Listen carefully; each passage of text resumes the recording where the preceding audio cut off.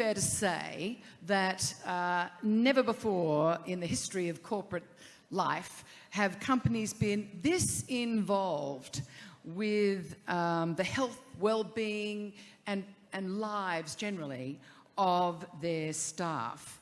And we've certainly come a long way in the last decade or couple of decades.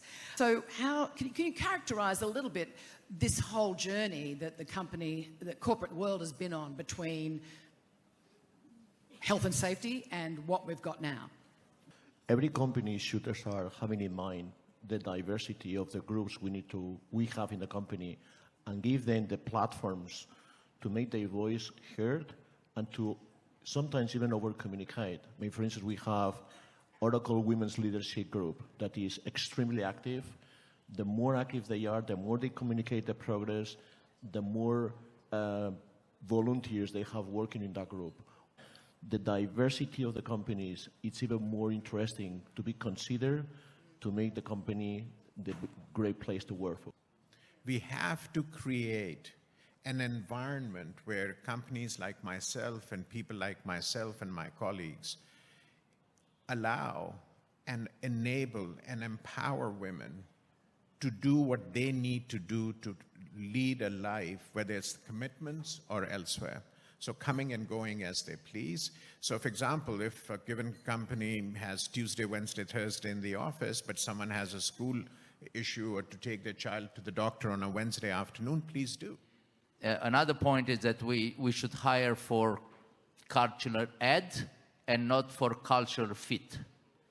Because then you create more diversity when you are open enough to accept that people can be successful having a much working from home and looking after kids, and they can have a great career. You should not be just 5 days in the office working 12 hours a day. So being much more accepted of different leadership style and different working condition, different work-life balance, it will just improve not just the work environment, but also the company results. What I would say, I fully agree. I think that we should have a new social contract, okay? The citizen with the government or the state. And I think that taking care of the family should be one strong piece of the contract. I mean, getting to your point, we don't have an explicit corporate in that. But again, if you take care of, equality, inclusion, and well-being, and the leadership team walks the talk, because this is very important. In the end, it's not just the CEO, it's all the middle management, okay? You can make it. Because again, it's about flexibility. What I see is that what most women demand is flexibility. Okay? I think that you need that because you have to have a team thinking, because all this whole set of policies, you have to be sure that they are implemented. You have to be sure that they get to the managers, that they know how to implement it. You have to measure, you have to follow, and you have to evolve.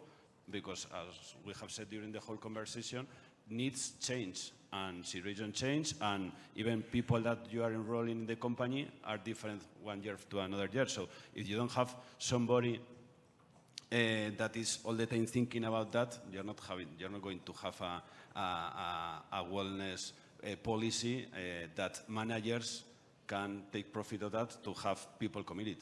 And I'd like to thank very much Silvio, David, Albert, Enrique and Salman for their time and generous comments. Thank you.